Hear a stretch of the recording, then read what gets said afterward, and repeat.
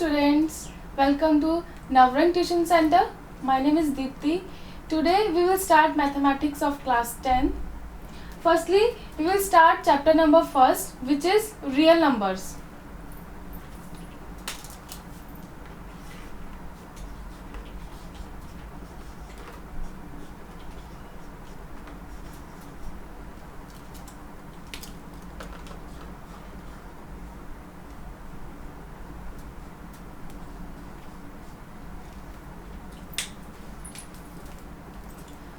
तो chapter start करने से पहले हमें पता होना चाहिए कि रियल नंबर्स होते क्या हैं. सो एक्सरसाइज स्टार्ट करने से पहले हम इसकी इंट्रोडक्शन के बारे में पढ़ेंगे कि एक्चुअल में रियल नंबर्स क्या हैं. What are real numbers. Real से ही हमें पता चल रहा है. Real means reality. जो रियलिटी में जो नंबर एग्जिस्ट करते हैं, जिनके बारे में हम सुनते हैं, जैसे कोई भी नंबर है 1, 2, 3, 100, 1000, √2, 1/3. तो ये सारे के सारे नंबर जिनके बारे में हम सुनते हैं और जो ये दुनिया में एग्जिस्ट करते हैं, तो वो क्या है, रियल नंबर्स हैं. जैसे 1, 5, 100, √5, √2, 22/9, 3.15. मतलब ये सारे के सारे कोई भी नंबर जिनके बारे में हम सुनते हैं, जैसे कोई भी नंबर हो, तो ये क्या है, सारे के सारे क्या है, रियल नंबर्स हैं. तो ये जो सारे के सारे रियल नंबर्स हैं, ये भी इनकी अलग अलग, इनको अलग अलग नाम से हम जानते हैं. इनको अलग अलग कैटेगरी में डिवाइड किया जाता है, जो हम छोटी क्लासेस से पढ़ते आ रहे हैं. तो फर्स्टली हम दोबारा से उनके बारे में पढ़ेंगे, रिवाइज करेंगे. सबसे पहले क्या होता है, सबसे पहले आते हैं होल नंबर्स.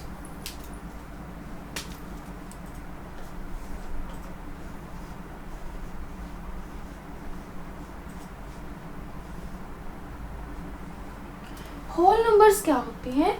होल नंबर्स वो वाले नंबर्स होते हैं जो 0 से स्टार्ट होती हैं, जिनकी काउंटिंग हम 0 से स्टार्ट करते हैं. 0, 1, 2, 3 up to so on.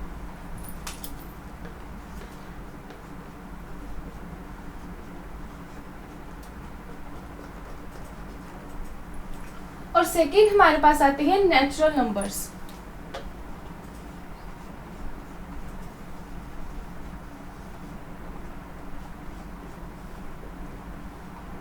Natural numbers क्या होते हैं. नेचुरल नंबर्स वो वाले नंबर्स होते हैं जो 1 से स्टार्ट होती हैं. इनमें 0 नहीं आती. 1 से स्टार्ट होते हैं, 1, 2, 3, 4, 5 अप टू सो ऑन.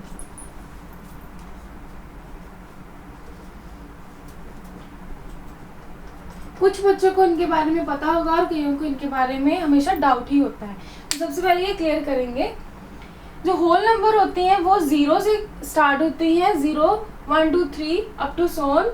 और जो नेचुरल नंबर्स होते हैं वो क्या है, उनमें 0 इंक्लूड नहीं होता. दैट मीन्स कि जो होल नंबर्स हैं उनमें क्या है, 0, और 0 के अलावा बाकी सारे क्या है, नेचुरल नंबर्स. और नेचुरल नंबर्स जो है वो 1 से स्टार्ट होते हैं, होल नंबर्स 0 से स्टार्ट होते हैं. ये डिफरेंस है इन दोनों में. नेक्स्ट हमारे पास है इंटीजर्स.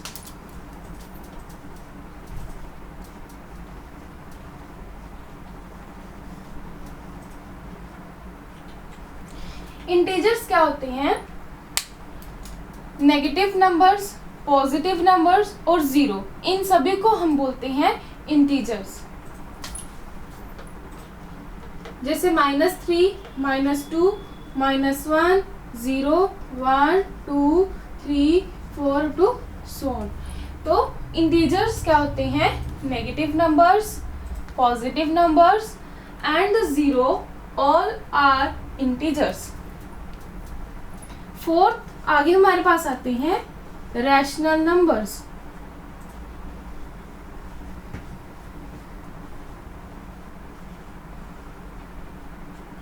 तो रैशनल नंबर्स क्या होते हैं. बहुत सारे बच्चों को रैशनल नंबर्स और इररेशनल नंबर्स में डाउट होता है, तो हम क्लियर करेंगे.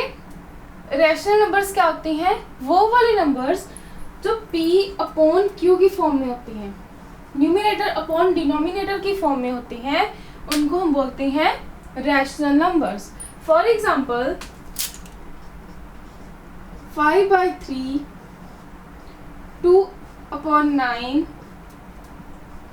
5/4, ये सारे क्या हैं? Rational numbers. But rational numbers में एक कंडीशन होती है, वो क्या होती है कि कभी भी जो q है वो 0 के इक्वल नहीं होता। जो हमारे पास q है वो 0 के इक्वल नहीं होता। 0 के इक्वल क्यों नहीं होता हमारे पास ये? क्योंकि लेट्स सपोज जो हमारे पास p है, हम कोई भी नंबर ले लेते हैं। लेट्स हमने ले लिया ये 3 और q हमने ले लिया 0। अगर किसी चीज को हम 0 से डिवाइड करते हैं तो उसका आंसर आता है infinity, which is not possible. Infinity तो कोई नंबर है ही नहीं, तो ये क्या है?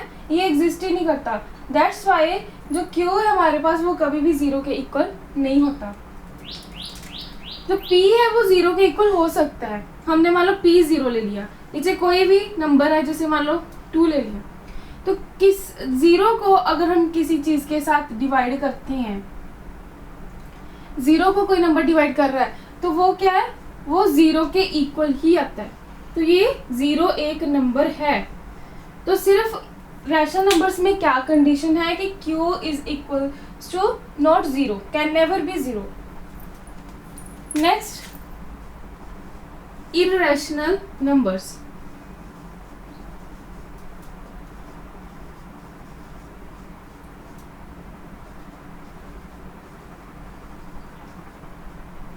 इररेशनल नंबर्स के बारे में हम एक्सरसाइज 1.3 में डिटेल में पढ़ेंगे। इसमें थोड़ा सा बताती हूँ कि इररेशनल नंबर्स क्या होते हैं। इररेशनल नंबर्स वो नंबर्स होते हैं जिनका परफेक्ट स्क्वायर नहीं बनता, जिनकी परफेक्ट वैल्यू नहीं होती। फॉर एग्जांपल जैसे √2, √3, और जैसे जो हम छोटी क्लासेस से पढ़ते आ रहे हैं पाई, जिसकी वैल्यू होती है 22/7। 22/7 किसके इक्वल होता है? 3.14, 28 and so on up to infinity.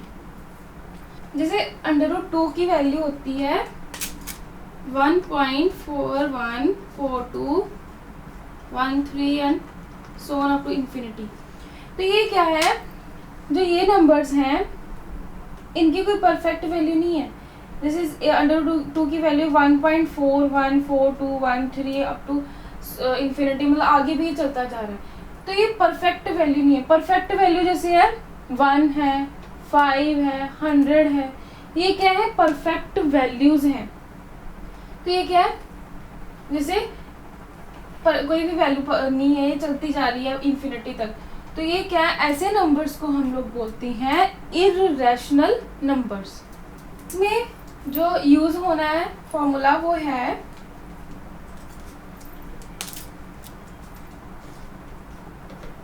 Euclid division algorithm.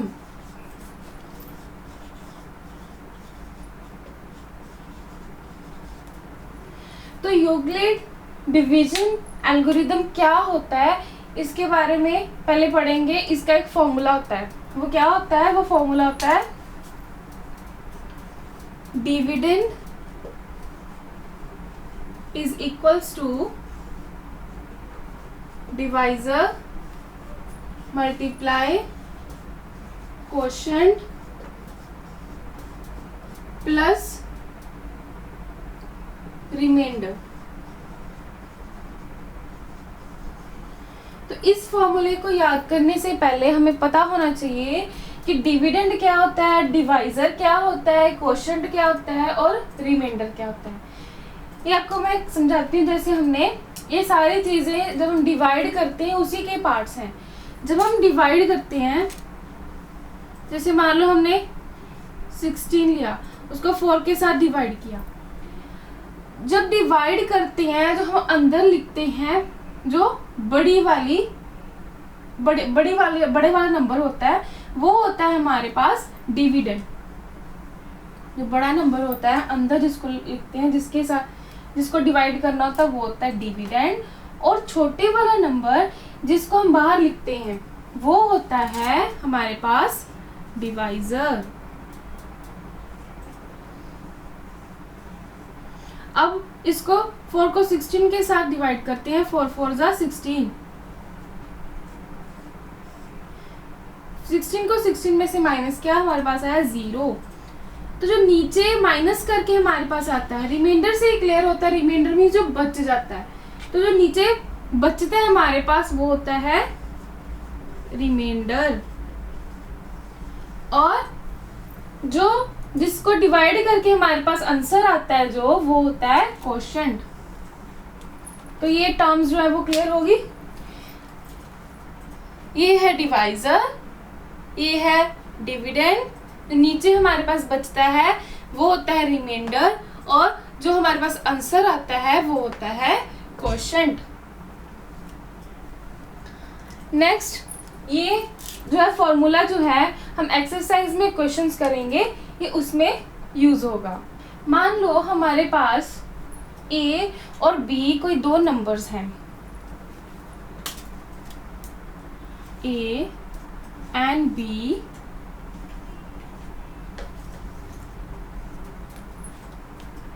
B two numbers,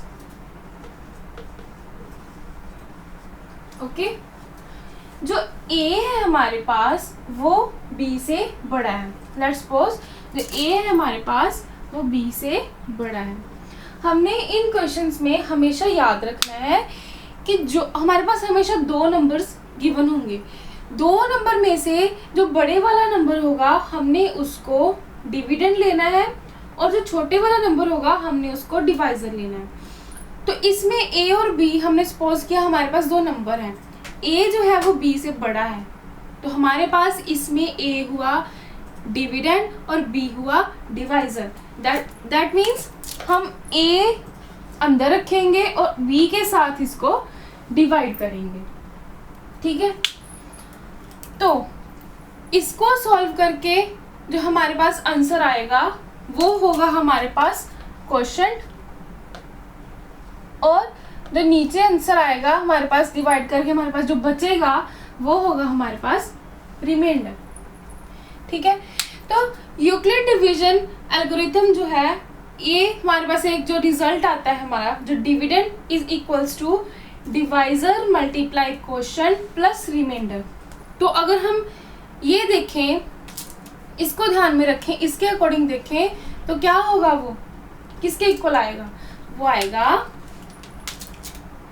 dividend है हमारे पास a is equals to divisor b multiply quotient q plus remainder r।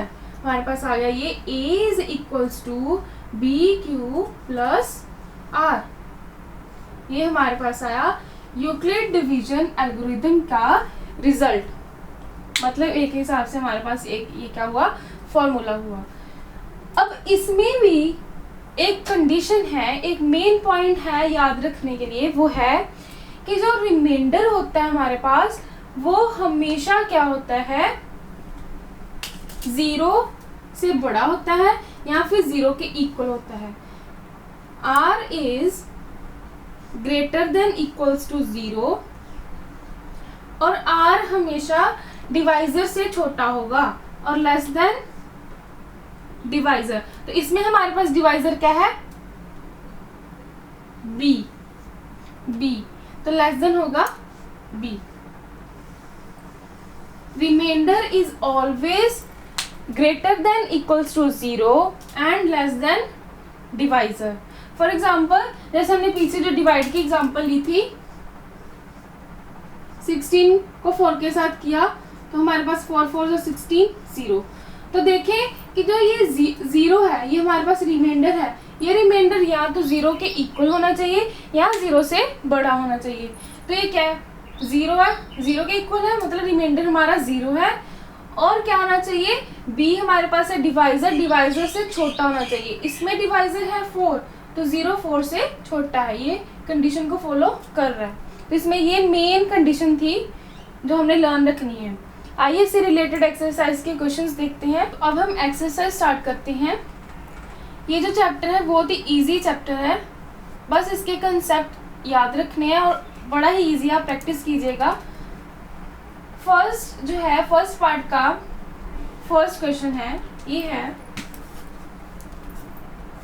हमें दो नंबर्स दिए हुए हैं। नंबर्स हैं 135 एंड 225। ये जो क्वेश्चन है इसमें उन्होंने कहा हुआ है use the Euclid's division algorithm to find the HCF of 135 and 225। तो कुछ बच्चे बोलेंगे तो बड़ा ही इजी है, एचसीएफ निकालना है हमने 135 का और 225 का, बट नहीं, ये क्या है, एचसीएफ तो हमने निकालना है बट निकालना है bye using Euclid division algorithm. तो उसमें क्या करेंगे, फर्स्ट ऑफ ऑल हमने देखना है कि दोनों नंबर्स में से बड़ा नंबर्स कौन सा है।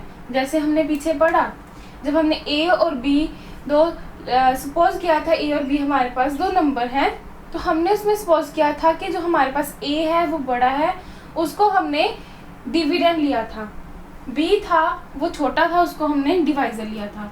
तो इसमें भी हमने देखना है कि जो बड़ा वाला नंबर है उसको हमने लेना है डिविडेंड और छोटा वाले नंबर को हमने लेना है डिवाइजर। तो इसमें क्या है, 225 इज ग्रेटर देन 135, सो 135 जो है उसको हमने डिवाइजर लेना है और 225 को हमने डिविडेंड लेना है। तो 135 टू जा 270, तो 270 जो है वो 225 से बड़ा है, तो हमको क्या लेना पड़ेगा, 135 वन जा 135, तो 1 के साथ डिवाइड हुआ, आ गया 135। अब हम माइनस करेंगे तो आएगा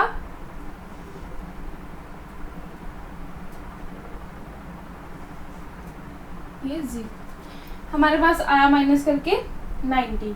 तो हमने पीछे जो यूक्लिड डिवीजन एल्गोरिथम की जो हमारे पास इक्वेशन थी, जो हमारे पास फॉर्मूला था, वो क्या था हमारे पास, a is equals to B Q plus are. तो a जो है वो है डिविडेंड, b है डिवाइजर, q है हमारे पास क्वोशिएंट और r है रिमाइंडर। तो इसमें क्या आएगा, 225 is equals to 135 multiply q है हमारे पास 1 प्लस रिमाइंडर है हमारे पास 90। ये हमारे पास इक्वेशन बन गई bye using Euclid division algorithm. हमने ये जो डिवाइड है तब तक करते रहना है जब तक हमारे पास जो रिमाइंडर है वो 0 ना आ जाए। तो इसमें रिमाइंडर है हमारे पास 90, जब तक हमारे पास रिमाइंडर नीचे 0 नहीं आ जाता तब तक हमने ये सॉल्व करते रहना है। अब हम नेक्स्ट क्या करेंगे, अब तो हमारे पास रिमाइंडर 0 नहीं आया, 90 है, हम किसको किसके साथ डिवाइड करेंगे। अब हम क्या करेंगे, जो हमारे पास पहले डिवाइजर था उसको हम अब डिविडेंड ले लेंगे और जो हमारे पास रिमाइंडर बचा उसको हम डिवाइजर लेंगे। दैट मीन्स 90 को हम डिवाइड करेंगे 135 के साथ।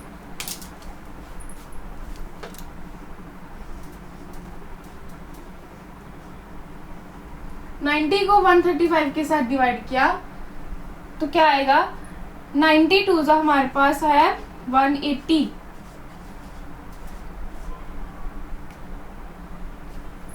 अब 180 जो है 135 से बड़ा है तो 1 पे जाएगा, आएगा 90, माइनस करेंगे 5 4, तो ये आया हमारे पास 45। और अब ये इसको लेके अगर हम इक्वेशन बनाएंगे तो वो आएगी, हमारे पास क्या है, डिविडेंड है 135 इज इक्वल्स टू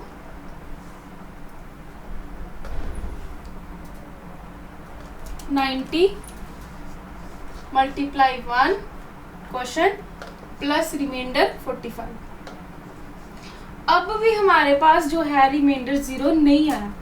अब कंटिन्यू करेंगे। 45 अब हमारे पास डिवाइजर होगा, और अब जो 90 है, अब हमने 135 नहीं लेना। अब पीछे वाला जो रिमाइंडर था, जो पीछे वाला जो डिवाइजर था, अब वो आएगा हमारे पास डिविडेंड नेक्स्ट। अब आया हमारे पास 45 को 90 को 45 के साथ डिवाइड करेंगे। ये जो सम है बहुत ही इजी है। जब हम प्रैक्टिस करेंगे, प्रैक्टिस करने से हमको पता चल जाएगा कि ये कैसे कैसे सॉल्व होगा। बस ये जो रिमाइंडर हमने जब तक 0 नहीं आता तब तक हमने सॉल्व करना है, और जो पीछे वाला रिमाइंडर होगा वो नेक्स्ट वाले में डिवाइजर बन जाएगा, और जो पीछे वाला डिवाइजर था नेक्स्ट वाले में डिविडेंड बन जाएगा। अब 45 2 ज़ा 90, 90 में से 19 माइनस किए 0। अब हमारे पास रिमाइंडर जो है वो 0 आ गया। अब हमारा क्वेश्चन यहाँ पे कंप्लीट हो गया, क्योंकि हमने तब तक सॉल्व करना था तब तक जब तक 0 नहीं आता। अब हमारे पास 0 आ गया, दैट मीन्स हमारा क्वेश्चन यहाँ पे सॉल्व हो गया। तो अब क्या इक्वेशन बनेगी? अब इक्वेशन बनेगी, अब क्या है, 90 हमारे पास डिविडेंड होगा। 90 is equals to 45 multiply 2 plus 0। अब हमारे पास क्या है, अब हमारे पास 0 जो है वो रिमाइंडर आ गया। जब हमारे पास 0 आ जाए रिमाइंडर, तो जो लास्ट वाला हमारे पास डिवाइजर होता है लास्ट वाले का, दैट मीन्स ये वाला होगा इक्वेशन में, ये टर्म होगी डिवाइजर, ये जब जो होगा वो हमारा आंसर होगा। मतलब कि HCF of 135 and 225 by the using Euclid division algorithm is 45। तो आंसर है 45। Therefore HCF of 135 and 225 is 45। तो this is the answer।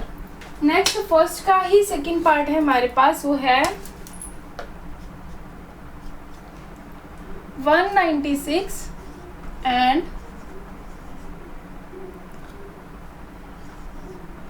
38,220। अब हमने नेक्स्ट क्या करना है, अब तो आपको पता चल गया होगा। सबसे पहले हमने देखना है कि दोनों नंबर्स में से बड़ा कौन सा है और छोटा कौन सा है। अब इसमें क्या है, 38220 इज ग्रेटर देन 196। अब ये वाला जो है 38,000 वाला नंबर 196 से बड़ा है, तो इसको हम क्या लेंगे, डिविडेंड। मतलब इसको डिवाइड करेंगे छोटे वाले के साथ। अब डिवाइड करेंगे 196 टू द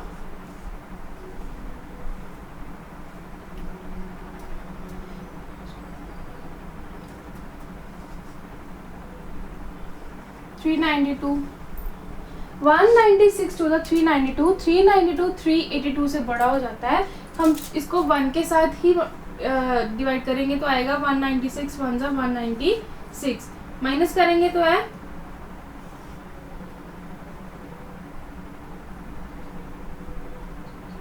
8, यहाँ पे बच गया हमारे पास 2, 2 में से 1 गए 1। अब है हमारे पास 186, 186 छोटा है 196 से, तो ऊपर से हम उतारेंगे 2, नीचे आ गया 1862। अब 1862, अब हम 196 को 3 के साथ डिवाइड करके देखते हैं क्या आता है, मल्टीप्लाई करके देखते हैं क्या आता है,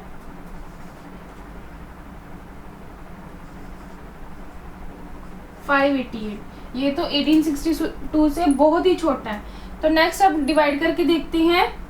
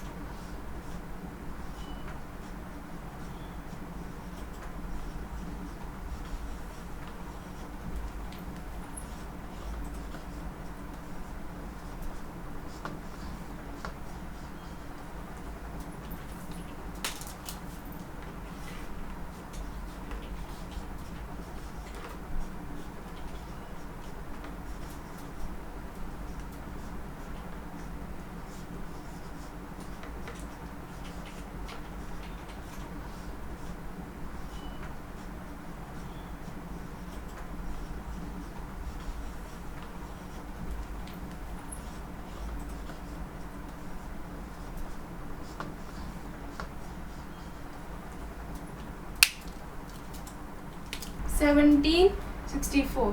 अगर हमने 10 के साथ किया तो वो 1900 कुछ बन जाएगा। तो हमारे पास क्या होगा, 9 के साथ हम करेंगे इसको, तो 9 के साथ आता है हमारे पास 1764। तो इसको माइनस करेंगे, आएगा 8 9 ये 0 अब ऊपर से आया हमारे पास नीचे 0। अब हमने पूरा मल्टीप्लाई किया था, तो चेक करो कि 980 से छोटा या 980 कहाँ पे आता है। तो 196 5 अब 980, तो अब 5 पे जाएगा तो आएगा 980। तो हमारे पास रिमाइंडर जो है वो 0 आ गया। और इस केस में क्या है, हमारे पास रिमाइंडर 0 आ गया, तो हमें अब कोई ज़रूरत नहीं है कि जो पीछे वाला डिवाइजर था वो हमने उसे डिविडेंड लें। अब रिमाइंडर जो 0 आ गया तो हमारा सम यहाँ पे कंप्लीट हो गया। अब using the Euclid division algorithm क्या हमारे पास इक्वेशन बनेगी,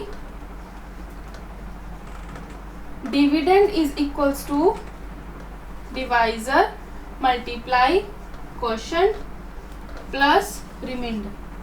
अब हमारे पास रिमाइंडर 0 आ गया, तो अब क्या होगा, जो ये वाला लास्ट में जो डिवाइजर होता है, अब इसका डिवाइजर तो यही था, तो इसका आंसर क्या हुआ 196। तो HCF of 196 and 38,220 is 196। So therefore HCF of 196 and 38,220 is 196।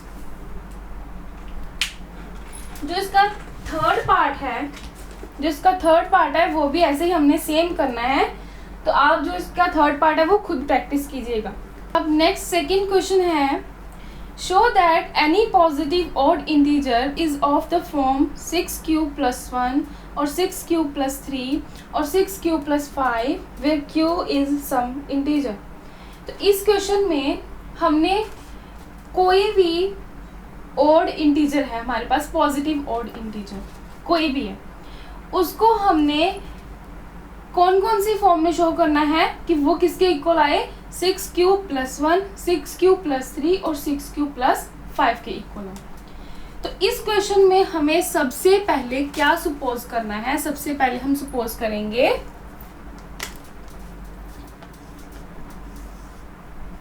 Late a be any positive odd integer, any positive odd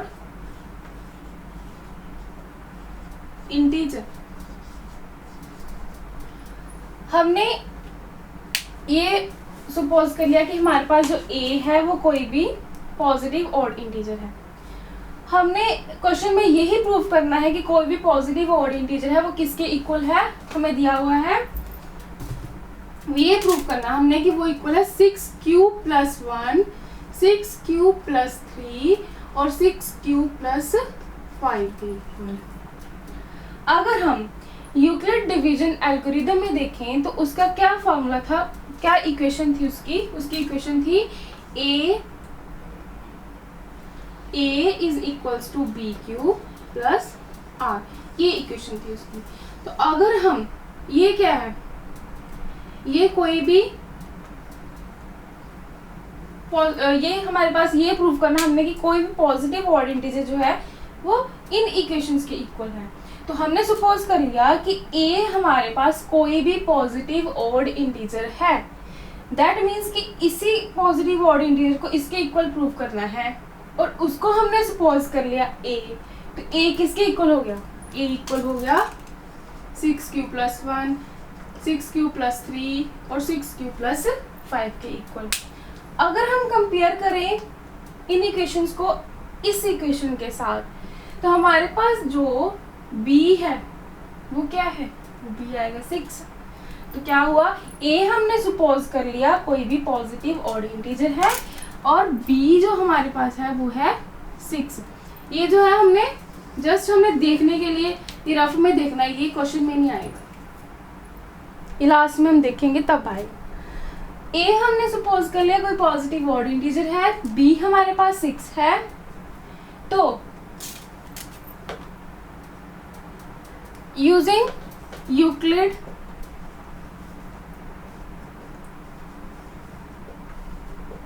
division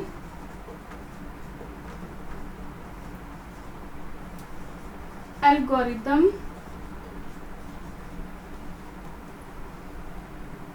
क्या आएगा हमारे पास, a is equals to B Q plus are. तो b अगर हम इक्वेशन पुट कर दें, b को इधर पुट कर दें, b की वैल्यू को सब्सटीट्यूट कर दें, तो क्या आएगी equation, a is equals to 6q plus are. तो यूक्लिड डिवीजन एल्गोरिथम में एक मेन पॉइंट था याद रखने वाला, वो क्या था कि रिमाइंडर की वैल्यू हमेशा 0 या 0 से बड़ी होती है और डिवाइजर से छोटी होती है। तो इसमें क्या आएगा, मतलब कि r is always greater than equals to 0 and less than b। तो इसमें b क्या है, 6 है, तो क्या आएगा, r की वैल्यू 6 से ग्रेटर देन लेस देन होगी और 0 या 0 के बराबर या 0 से बड़ी होगी।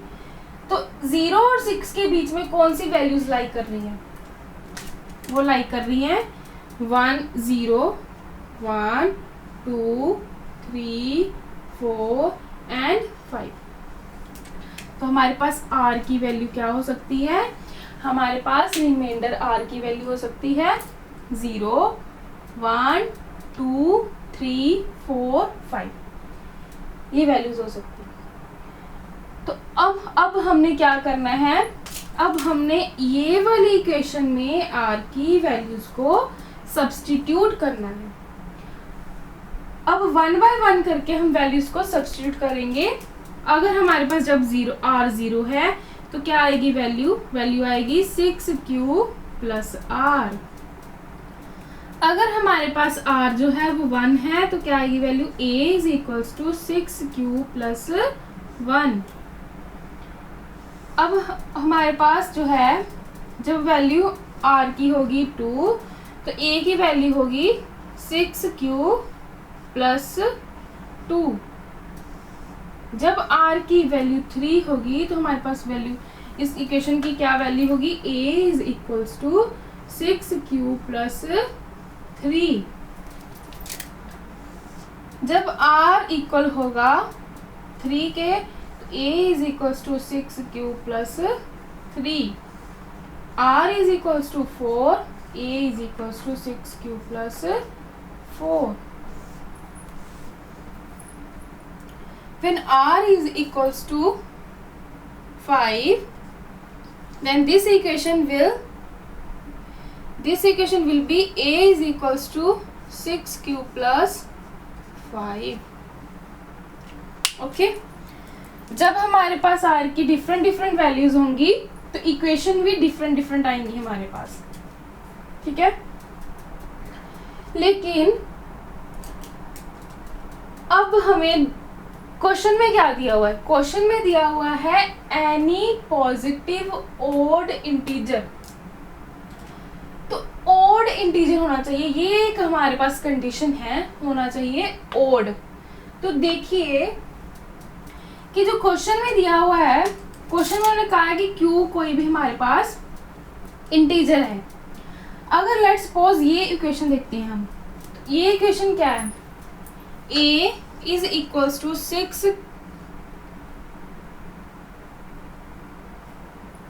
सॉरी यहाँ पे 0 आएगा।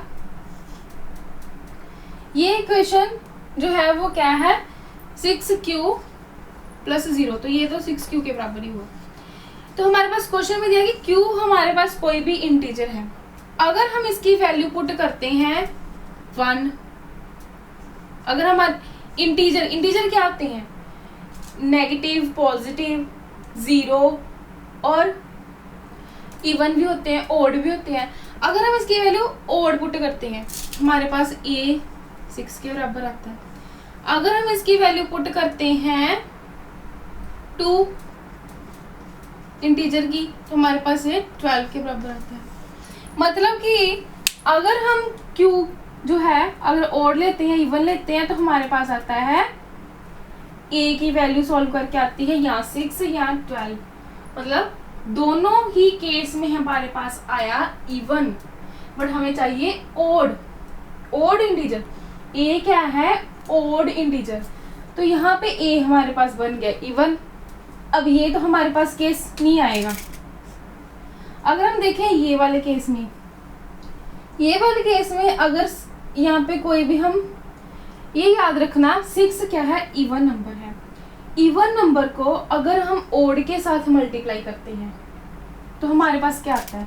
अगर हम 1 के साथ करते हैं तो आता है 6, 2 के साथ करते हैं तो आता है 12, 3 के साथ करते हैं तो हमारे पास आता है 18, 4 के साथ करते हैं 24। तो देखिए कि इवन नंबर को अगर हम ओड के साथ मल्टीप्लाई करते हैं तो भी हमारे पास इवन ही आता है आंसर। अगर हम इवन नंबर को इवन के साथ मल्टीप्लाई करते हैं तो भी हमारे पास इवन ही आता है आंसर। तो अगर हमने 6 को, क्यू जो इंटीजर है, चाहे हम इसको इवन ले लें चाहे ओड ले लें, तो हमारे पास आंसर 6 ही आएगा इसको सॉल्व करके। तो 6 में अगर हम 1 प्लस करते हैं तो आता है 7 विच इज ओड। तो ये ए जो है वो 7 के इक्वल होगी, तो ए ओड के बराबर आ गई। तो ये पॉसिबल हो सकता है, हमारे पास ये केस पॉसिबल है। तो नेक्स्ट ये केस जो है हमारे पास पॉसिबल है। अब नेक्स्ट देखें, तो नेक्स्ट क्या है? 6Q। अब मैंने पहले ही बता दिया कि Q जो है वो इंटीजर है, चाहे ओड हो इवन हो, हमारे पास आंसर जो है वो इवन ही आएगा। अब ये इवन है, इवन में 2 प्लस करेंगे तो वो इवन ही आएगा, तो ये भी इवन बन गई, ये पॉसिबल नहीं है। अब इवन में 3 प्लस करेंगे, मतलब 1 इवन है, 3 प्लस करो 1 में, सॉरी 2 इवन है, 2 में 3 प्लस करेंगे तो 5 है विच इज ओड। हमारे पास 4 क्या है? 4 हमारे पास इवन है। इवन में अगर हम 2 प्लस करेंगे तो क्या आएगा? 6, ठीक है। तो ये तो हमारे पास अब कैंसिल हो गया। नेक्स्ट है हमारे पास, ये तो हमारे पास आ गया इवन। इवन में अगर हम ओड प्लस करते हैं, जैसे 2 इवन है, 2 में ओड प्लस किया, 2 में 1 प्लस किया, हमारे पास है 3, वो भी ओड है। 2 इवन है, इवन में ओड प्लस किया, 2 में 3 प्लस करते हैं, 3 इवन है ओड है, हमारे पास क्या आता है? 5 विच इज ओड। मतलब इवन में अगर हम 3 प्लस करते हैं, इवन में ओड प्लस करते हैं, हमारे पास आंसर भी ओड आता है, तो ये भी होगा। अब जो R3 है, इसमें 3 हमने 2 बार कर लिया, सॉरी। अब ये भी मतलब एक ही होगा, इसको रब कर देते हैं।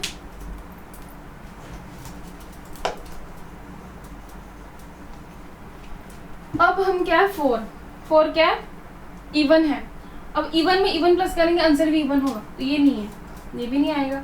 अब हमारे पास R क्या है? 5 क्या है? ओड है। तो इवन में ओड प्लस करेंगे तो ओड ही आएगा, तो ये क्या है? ये भी है, ठीक है।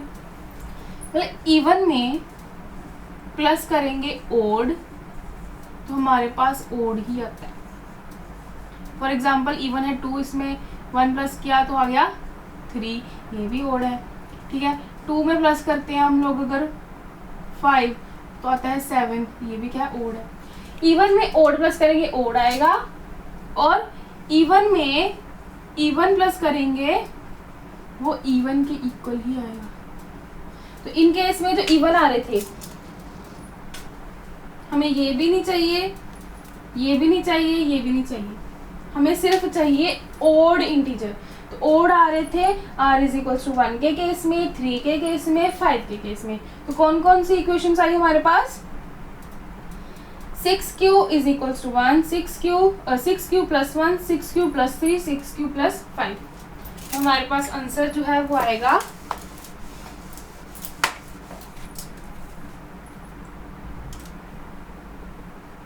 therefore A is a odd integer in the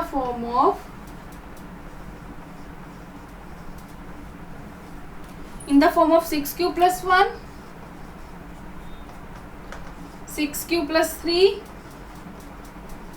and 6 cube plus 5. तो ये था हमारा सेकेंड क्वेश्चन.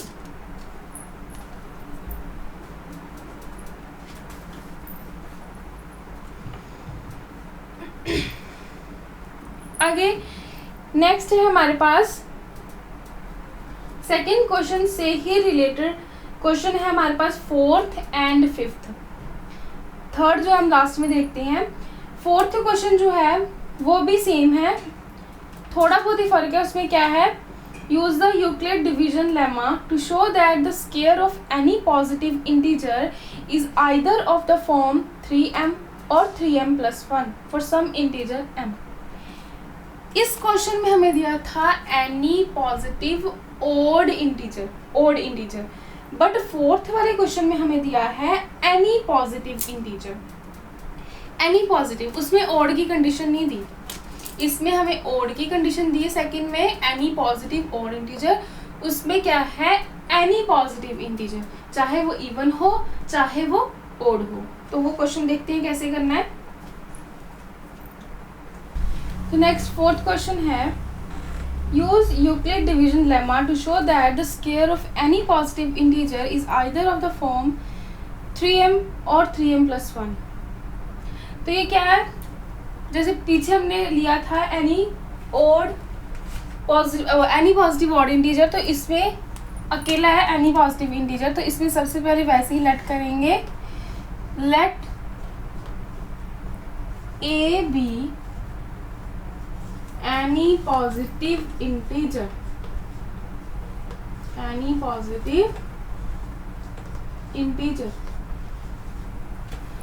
तो a क्या है, हमने सपोज किया कि a हमारे पास कोई भी पॉजिटिव इंटीजर है. तो इसमें हिंट दिया उन्होंने कि a किसकी फॉर्म में है, a फॉर्म है 3q plus 1 3q plus 2. तो अगर हम इसको कंपेयर करते हैं यूक्लिड इक्वेशन के साथ, वो क्या है, a is equals to B Q plus are. तो अगर हम कंपेयर करें इस इक्वेशन को, ये a इसकी फॉर्म में, मतलब a इज इक्वल्स टू, तो अगर हम कंपेयर करें तो हमारे पास b की वैल्यू क्या आ जाएगी, 3. तीनों इक्वेशंस में 3 है तो b की वैल्यू आ जाएगी 3.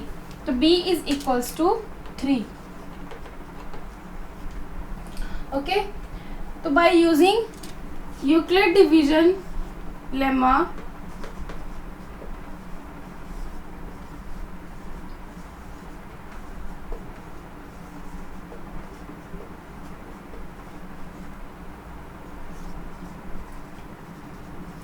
क्या इक्वेशन बनेगी, a is equals to B Q plus are. तो अगर हम इसमें इस इक्वेशन में b की वैल्यू सब्स्टिट्यूट कर दें तो हमारे पास बन जाएगी equation a is equals to 3q plus r. हमें पता था कि r is always greater than equals to 0 and less than b. तो इसमें b क्या है, b है हमारे पास इसमें 3. ये सेम जैसे पीछे है यहाँ तक वैसे ही है, सेम क्वेश्चन है जैसे पिछला सेकंड क्वेश्चन हमने किया. आर की वैल्यू जो है वो 0 और 3 के बीच में लाई करती है. तो आर की वैल्यू क्या क्या हो सकती है, आर की वैल्यू हो सकती है 0, 1 और 2, क्योंकि 3 के इक्वल नहीं है, 3 से लेस है तो होगी, बट 0 के इक्वल है तो होगी आर इज इक्वल्स टू 0, 1 और 2. तो वैसे ही जैसे पिछले क्वेश्चन में हमने किया था कि जब हम r की वैल्यू 0 पुट करते हैं तो ये इक्वेशन क्या बनती है, ये वाली, ये इक्वेशन बनेगी when r is equals to 0 देन equation become a is equals to 3q plus 0. तो a is equals to 3q. और when r is equals to 1 then equation becomes a is equals to 3q plus 1, and when r is equals to 2 then equation becomes a is equals to 3q plus 2। हमारे पास ये equations बन गई। ये जैसे पिछला question था यहाँ तक तो सेम वैसे ही था। अब इसी क्वेश्चन में क्या है, इस क्वेश्चन में पॉजिटिव इंटीजर a जो है उसका स्क्वायर है, उसका अब हमने स्क्वायर करना है। तो हम क्या करेंगे, अब हम इस इक्वेशन का स्क्वायर कर देंगे। a हमने रट किया था, कोई भी पॉजिटिव इंटीजर है तो हम a का स्क्वायर कर देंगे इन तीनों इक्वेशंस में। तो देखते हैं कैसे होगा। अब नेक्स्ट जब हम ये वाली इक्वेशन का स्क्वायर करते हैं, a is equals to 3q squaring on both side,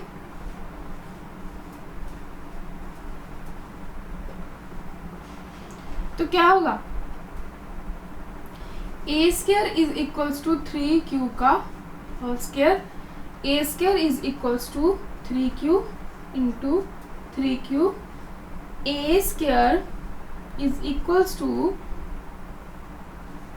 9q square. Okay, अगर हम देखें a स्क्वायर करके हमारे पास आ गया 9q स्क्वायर, बट क्वेश्चन में क्या है, क्वेश्चन में क्या है, उन्होंने कहा कि स्क्वायर करके हमारे पास आना चाहिए, पॉजिटिव इंटीजर का स्क्वायर करके हमारे पास आना चाहिए 3m और 3m प्लस 1, लेकिन हमारे पास तो यहाँ पे 3m ऐसा कुछ आया ही नहीं, तो 9q स्क्वायर आ गया। अब हम उसको उसकी फॉर्म में बनाएंगे। वो कैसे बनाएंगे, हमारे पास है a square is equals to 3q square. अब 3m बनाना है, 3 बनाना है, तो हम इधर से क्या करेंगे, 3 निकाल लेंगे बाहर, तो आएगा था a square is equals to 9q square. तो क्या हो गया, ये a square is equals to 3 into 3q square. Suppose हम इस 3q स्क्वायर को m सपोज कर लेते हैं इसको, तो हमारे पास आ जाएगा,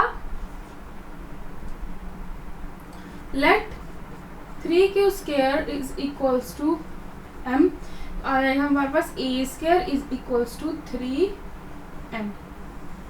तो आ गया हमारे पास एक इक्वेशन। ये क्वेश्चन में था ना कि पॉजिटिव इंटीजर का जब हमने स्क्वायर करना है तो हमारे पास आना चाहिए 3m या 3m प्लस 1, तो ये आ गया 3m, इतना हो गया। ये था जब हमने r इज इक्वल्स टू 0 वाला केस।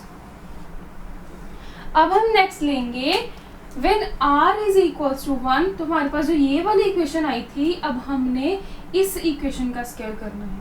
तो इस इक्वेशन का स्क्वायर करके क्या आएगा,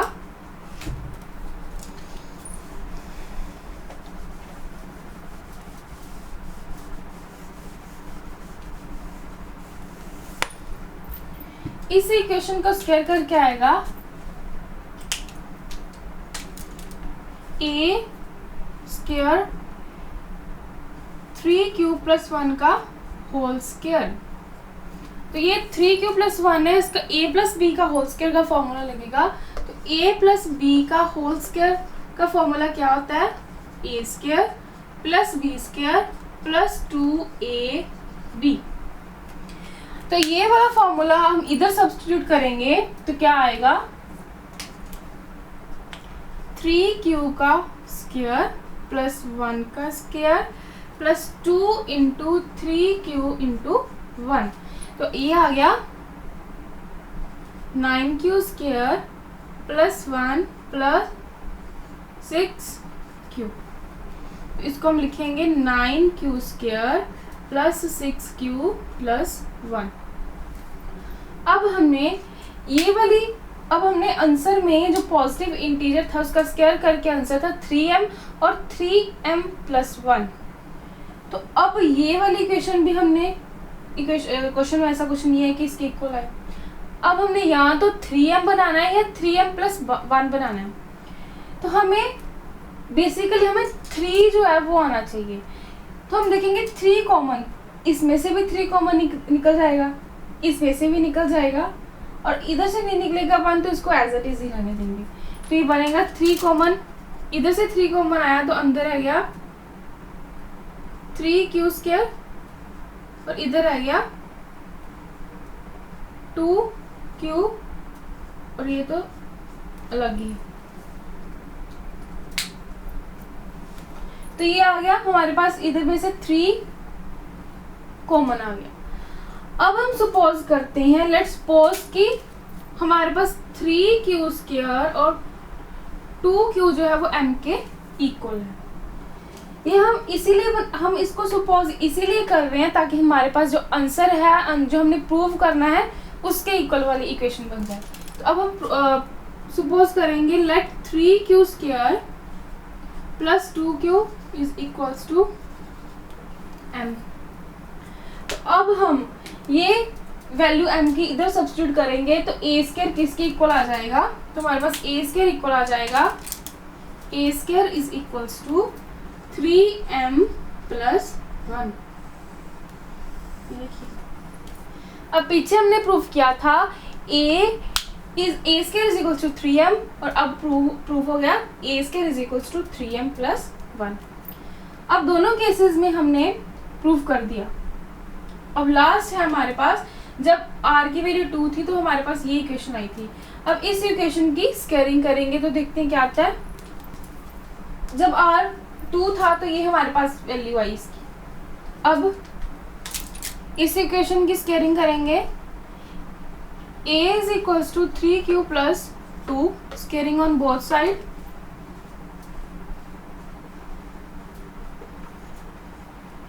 a² is equals to 3q plus 2 का होल स्क्वायर।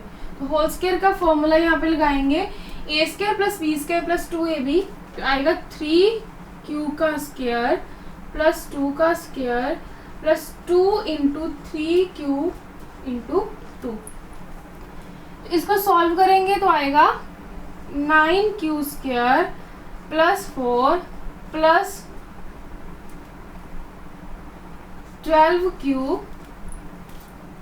अब इसको लिखेंगे रीअरेंज करके 9q² प्लस 12q प्लस 4। अब हमने वही सेम 3 बनाना है। 3 कॉमन देखते हैं किधर कहाँ से निकलता है। 3 इधर से भी कॉमन निकल जाएगा, यहाँ से भी कॉमन आ जाएगा, बट यहाँ से कॉमन नहीं आएगा। तो हम 4 को सब्स्टिट्यूट कर सकते हैं। 3 प्लस 1 किसके इक्वल होता है, 4 के इक्वल। तो ये आएगा 9q² plus 12q plus 3 plus 1। तो ये क्या अब कॉमन निकाल सकती है, 3 इधर से भी आ जाएगा, यहाँ से भी कॉमन और यहाँ से भी, इसको सेपरेट रहने देंगे। तो आएगा 3 कॉमन आ गया, 3q² प्लस 3 कॉमन आया तो अंदर आ गया 4q प्लस 1 प्लस 1। ये बन गया हमारे पास। अब हम क्या करेंगे, सपोज करेंगे जैसे पिछले वाले में क्या था, क्योंकि अब हमने जो प्रूफ करना है उसके इक्वल लेके आना है। तो 3q² प्लस 4q प्लस 1 को हम सब्स्टिट्यूट कर देंगे m के इक्वल। तो let 3q² plus 4q plus 1 is equals to m। तो इसको हम m के इक्वल पुट कर देंगे तो ये वाली इक्वेशन हमारी क्या बन जाएगी, ये इक्वेशन बन जाएगी a² is equals to 3m plus 1। तो ये हमने प्रूव कर दिया। तो ये प्रूव कर दिया। जो क्वेश्चन में पूछा था कि कोई भी पॉजिटिव इंटीजर जो है वो क्या है, वो हमें उसका स्क्वायर करके 3m और 3m प्लस 1 के इक्वल होना चाहिए। तो यहाँ पे प्रूव कर दिया हमने। तो आएगा the proof therefore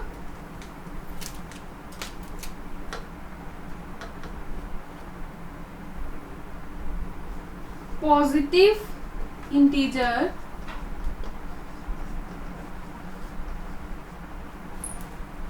is in the form of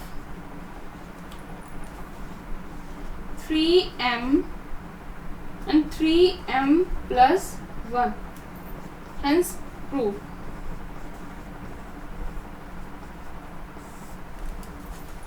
तो ये हमने प्रूफ कर दी। अब जैसे मैंने आपको बोला था, जैसे जब हमने सेकंड क्वेश्चन किया था तो वैसा ही हमारे पास फोर्थ और फिफ्थ है।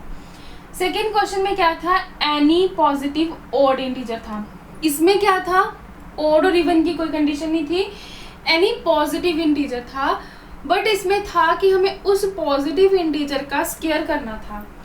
लेकिन अब जो फिफ्थ वाला क्वेश्चन है उसमें क्या है, हमने पॉजिटिव इंटीजर का क्यूब करना है।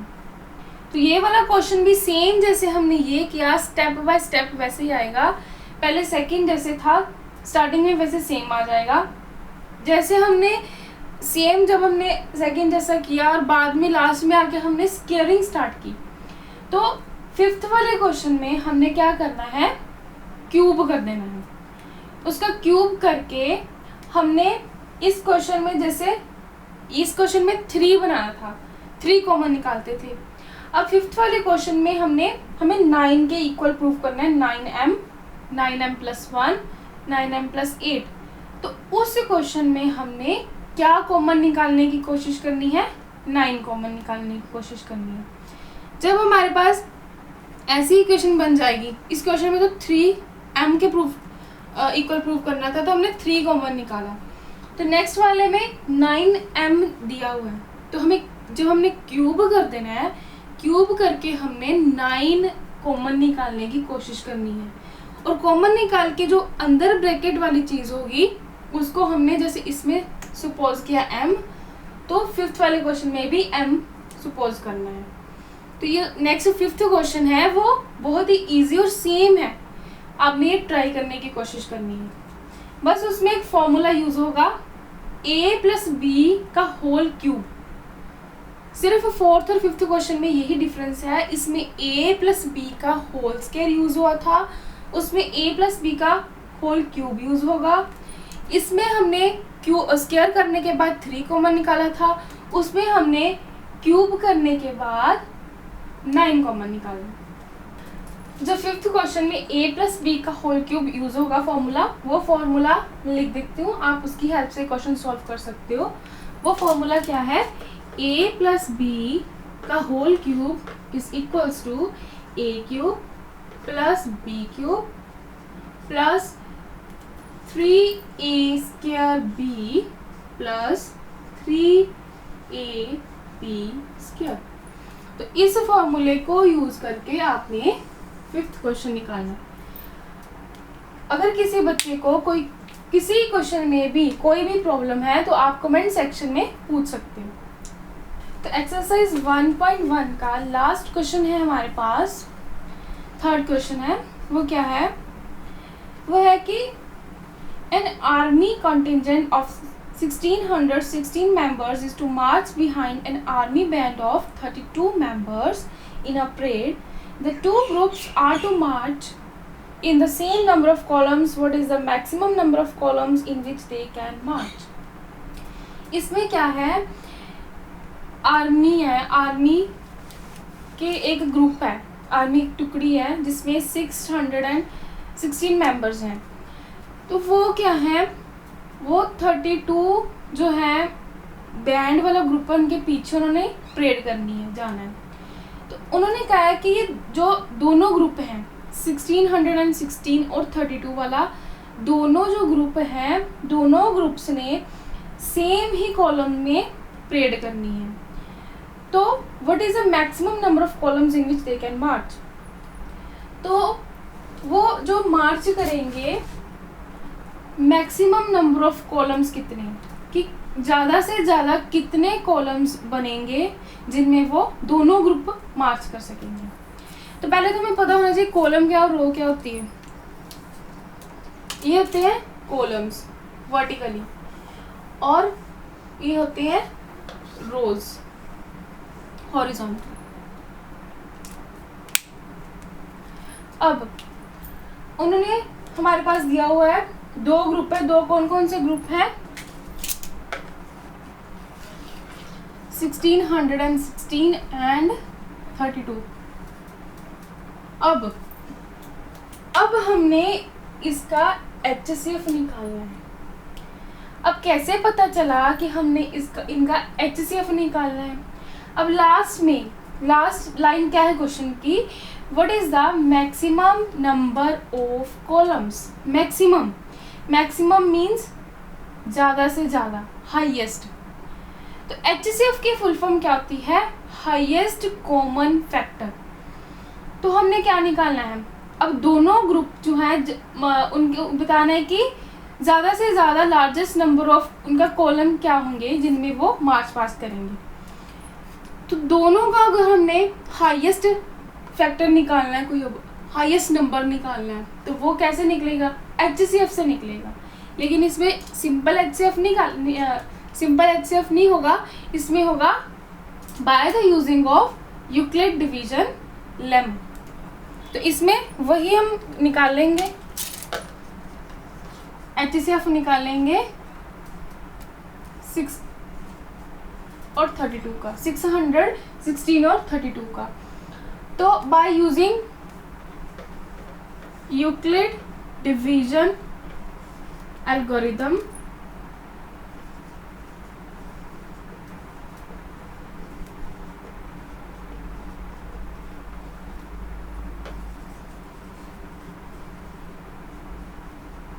तो उसमें क्या था, सबसे पहले हम क्या देखते थे, इन दोनों में नंबर्स में से बड़ा नंबर कौन सा है। तो इन दोनों में से बड़ा नंबर है 616, 32 से बड़ा है। तो हमारे पास बड़े वाला क्या होता था, डिविडेंड होता था। तो ये क्या होगा हमारे पास, डिविडेंड। इसको हम अंदर लिखेंगे, इसको हम बाहर लिखेंगे। अब करते हैं डिवाइड। 62 2 जा 64, 64 61 से बड़ा हो गया। अब 1 पे जाएगा तो आएगा 32। अब माइनस करेंगे 9, यहाँ पे आ गया 5, यहाँ पे आ गया 2, यहाँ पे आ गया 6। अब 32 देखते हैं, 32 ना 296, या 296 से छोटा कहाँ पे आता है, 32 को करेंगे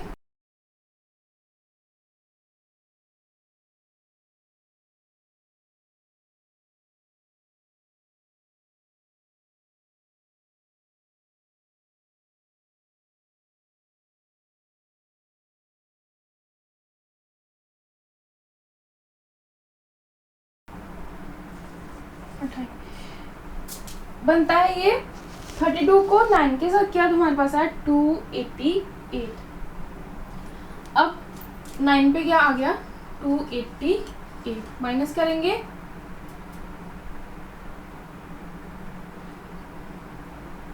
800। अब यूक्लिड डिवीजन एल्गोरिथम में क्या था, हमने तब तक डिवाइड करते रहना है जब तक हमारे पास जो है रिमाइंडर 0 ना आ जाए। तो इसकी इक्वेशन क्या बनेगी, bye the using Euclid division algorithm, उसकी क्या इक्वेशन थी, उसके अकॉर्डिंग इक्वेशन के अकॉर्डिंग हमारे पास आएगा 616 is equals to 32 into 19 plus 8। यही था। Dividend is equals to divisor multiply quotient plus remainder. अब तक तो ये इक्वेशन लर्न होगी। अब तक तो ये इक्वेशन आपको वैसे याद हो गई होगी। अब नेक्स्ट 8 है, तो अब 8 क्या करेंगे हम, 8 को डिवाइजर और 32 अब डिविडेंड बन जाएगा। तो आएगा, इधर करते हैं 8 30, अब 8 4 जा 32, नीचे 0 आ गया। अब हमारे पास रिमाइंडर आ गया 0। अब हमारा क्वेश्चन हो गया यहीं पे कंप्लीट। तो ये क्वेश्चन बनी 32 is equals to 8 into 4 plus 0। जब हमारे पास 0 आ जाता है तो उस टाइम जो लास्ट पे हमारे पास डिवाइजर होता है वो हमारा होता है आंसर। तो हमारा HCF क्या हुआ 8। देयरफॉर HCF ऑफ 660 एंड 32 क्या हो गया 8। तो दोनों ग्रुप्स की मैक्सिमम कितने कॉलम्स बनेंगे, दोनों ग्रुप्स के 8 कॉलम्स। मतलब इसका आंसर आया 8। तो इसका हम लिखेंगे number of columns in which they march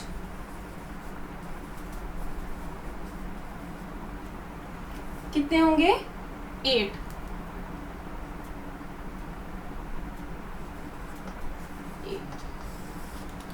तो ये था हमारा second question.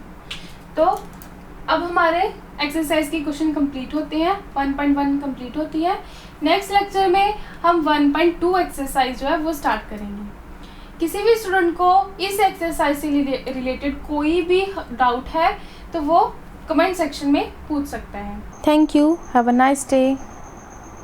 For more updates subscribe my channel and press the bell icon. Thank you.